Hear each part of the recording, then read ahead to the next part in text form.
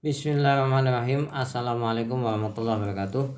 Jumpa lagi dengan kami Saham Hijau, yaitu segala sesuatu tentang dunia investasi di pasar modal. Pada kesempatan kali ini kami akan menyampaikan pengalaman kami kalau mengidentifikasi saham normal dan juga saham abnormal, atau dimana di dalamnya itu bandar sangat kental ya.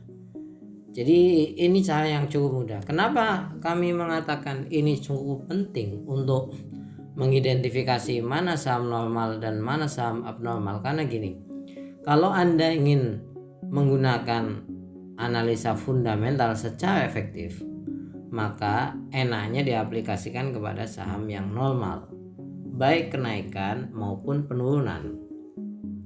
Tapi kalau Anda mengaplikasikan analisa fundamental kepada saham yang tidak normal, maka jalannya juga nanti akan sulit. Maksudnya jalan keuntungannya. Nah, mari kita lihat satu persatu. Ini berdasarkan pengalaman saja. Jadi bisa jadi teori Anda berbeda. Nah, saham normal itu selalu seperti ini. Jadi kenaikannya, kalau ada yang mengatakan tren naik itu di garis bawahnya, ya ini menciptakan tren kenaikan. Tapi kalau kami selalu berpendapat saham normal itu punya dua garis yang sama ya. Jadi atap resistennya itu juga satu garis, bawahnya supportnya juga satu garis. Kalaupun ada yang nembus gini, biasanya nanti akan kembali kepada kenormalan saham itu dalam pergerakannya.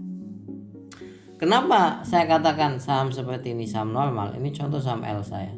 Karena gini, ketika ada yang beli, tidak mungkin semua orang itu sabar tidak mau melepas. Pasti ada yang durasi hanya 1 hari, 1 minggu, sehingga ini beli naik, ada yang lepas di sini turun, tapi ada yang hold.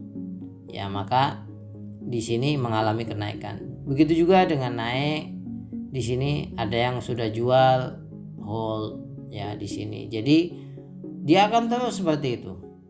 Dan Anda kalau membeli saham seperti ini, jangan buru-buru beli di sini nih, takut ketinggalan. Enggak, pasti dia mengalami koreksi. Ya, koreksinya seberapa dalam dia biasanya mengikuti garis ini atau lebih tinggi sedikit lah. Jadi seperti itu. Nah, ini pola garis lurus lah. Sudah, Anda melihat seperti ini, Anda gunakan aja, namanya analisa fundamental. Jadi enak nantinya. Yang berikutnya ya, kalau misalkan kita mengatakan naiknya juga seperti ini, turunnya juga sama ya, turunnya juga sama ini seperti ini. Nah, ini berbasis fundamental. Ini kan Sido kan mengalami penurunan laba ya. Jadi turunnya juga akan memiliki garis support dan resisten yang sama. Seperti itu. Kalau ada pertanyaan, loh, ini goncangan seperti ini bagaimana? Ini mencari kenormalan. Ya, penyesuaian. Ya, karena labanya anjlok sekali ketika itu dan kemudian terjadi gelombang yang cukup dahsyat. Kalau terjadi seperti ini jangan masuk dulu, karena dia akan mencari titik temu terlebih dahulu ya. Baru kemudian akan turun dengan pola yang seperti biasa. Jadi saran kami seperti itu. Nah, kalau misalkan ada pertanyaan, ini kalau seperti ini bandarnya di mana ya? Naik seperti ini bandarnya di mana? Kan ada orang yang berpendapat bahwasanya setiap saham itu selalu ada bandarnya, ada big money di dalamnya. Jadi gini, kalau misalkan saham yang seperti ini, bandar itu bekerja dengan sangat halus, sangat rapi dan sangat nyaman. Kenapa demikian? Dia hanya tinggal menambahkan pembelian retail saja.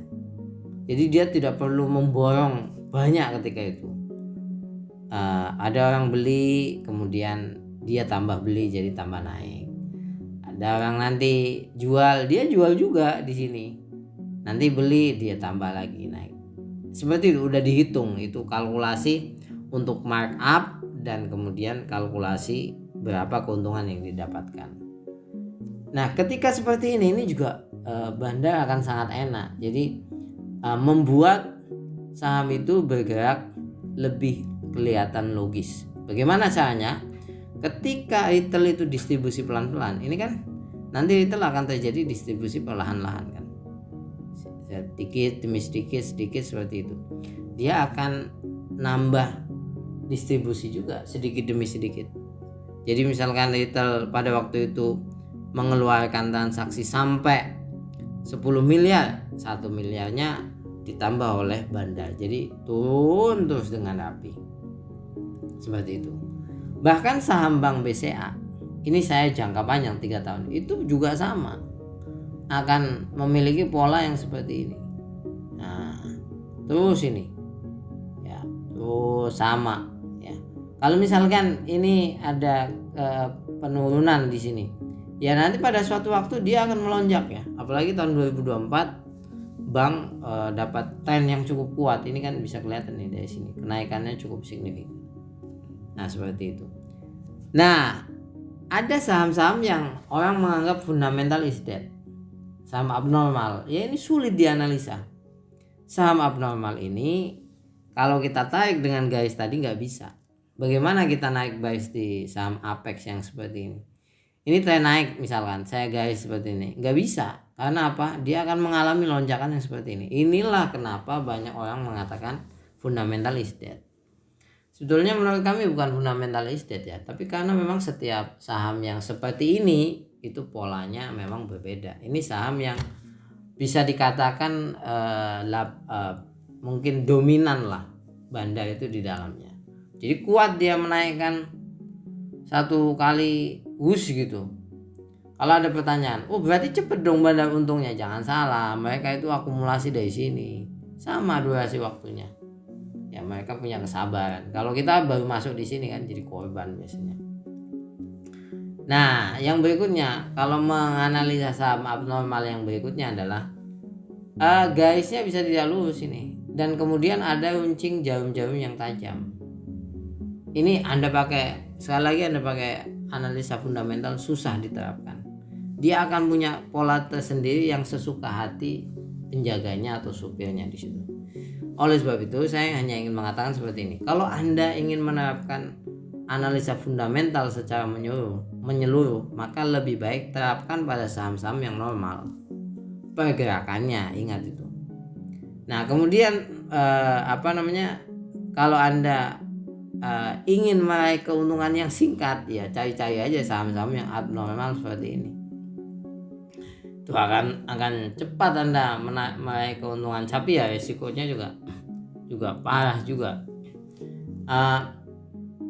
Kalau misalkan ada pertanyaan, loh kenapa bisa terjadi saham yang seperti ini? Ya salah satunya dia menggunakan taktik yang namanya markup pada waktu yang cukup singkat.